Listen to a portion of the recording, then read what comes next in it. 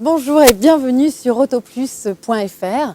Après vous avoir présenté juste au moment du salon de Francfort ce tout nouveau Duster, toujours de manière statique, on a décidé de vous le présenter de nouveau avec l'ancienne génération pour voir un petit peu les différences. Et c'est vrai que quand ces deux véhicules sont l'un à côté de l'autre, les différences apparaissent tout de suite. Je vous rappelle qu'aucun panneau de carrosserie n'est identique à l'ancien et on voit dès cette partie-là que vraiment ça change. Les designers ont travaillé chaque pli, chaque dessin. Petit détail, ici les barres de toit en aluminium sont différentes. Ensuite, le rétroviseur aussi, c'est flagrant, différent. Et puis, le détail qui nous a le plus marqué, c'est cette protection ici qui est à la fois jolie et intelligente, puisque, souvenez-vous, sur l'ancienne génération, comme on peut le voir ici, il y avait un pli de carrosserie entre l'aile et la porte qui n'était pas très joli, tandis que là, grâce à cette partie-là, eh bien, c'est caché et c'est beaucoup plus dynamique, ça fait beaucoup plus moderne. Et en plus, il y a un petit côté pratique puisque le répétiteur de clignotant a été placé ici, ce qui est beaucoup moins fragile et surtout onéreux que lorsqu'il est placé dans un rétroviseur. Le capot est un petit peu plus travaillé avec des nouvelles lignes très horizontales. Et puis ici aussi, justement, la face, la calandre s'étire avec ces feux qui sont un petit peu plus fins, on le voit tout de suite, s'étire sur le côté et ça donne un côté beaucoup plus dynamique et beaucoup plus moderne à ce nouveau Duster. Donc, quand on le voit là aussi de l'arrière, on constate immédiatement les différences. Bien évidemment, on le remarque avec les feux qui ont sacrément changé puisque maintenant on a ces feux ici qui sont carrés, qui ont un petit look très moderne.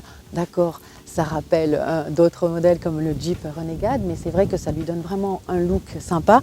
Idem pour le ski de protection ici qui remonte très haut. Et puis vraiment tous les détails ont été soignés puisque par exemple ici, vous voyez, on avait le crochet de remorquage qui était à nu. Ici, on va le retrouver tout simplement derrière un cache. Ça fait tout de suite beaucoup plus fini, beaucoup plus qualitatif. Côté coffre, alors comme l'ancien modèle, suivant qu'on sera en version 4.2 ou 4.4, le volume évidemment changera. Mais ici, nous avons la version 4.4 et on peut remarquer qu'on peut avoir une roue, une vraie roue. Donc du coup, on a vraiment cette sensation que le coffre est un petit peu plus petit et effectivement, il perd en hauteur sous tablette. Mais dans les versions 4.2, il sera identique. Et puis aussi, lorsqu'on ne prendra pas l'option de cette vraie roue, eh bien, on aura exactement le même volume. Donc ça ne change pas. Toujours le souci du détail. Ici, on remarque que vraiment toute la partie du coffre a été recouverte de plastique avec deux poignées ici, ce qui, bien évidemment, est différent de l'ancienne génération. Bien évidemment, à l'intérieur, on se rend compte de tous les changements qui ont été opérés sur ce nouveau Duster. La planche de bord a été totalement redessinée. Le système Medianav Evolution, enfin, a été repositionné plus haut pour que ce soit beaucoup plus pratique. Ici, on a un bouton Start-Stop de démarrage.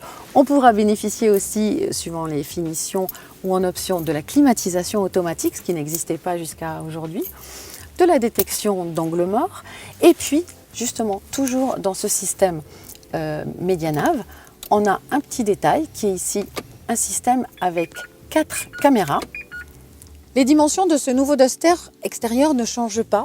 Donc à l'intérieur, notamment aux places arrière, l'habitabilité est à peu près la même. Sauf que on a remarqué en faisant nos premières mesures qu'ici, à l'espace qu'il y a pour les genoux, on perd quelques centimètres, à peu près 4-5 cm. Mais en fait, c'est dû au nouveau dessin des sièges qui sont un petit peu plus épais. Et du coup, on gagne en confort. Et les passagers arrière, eux, auront quelques centimètres en moins. Mais franchement, ce n'est pas trop gênant.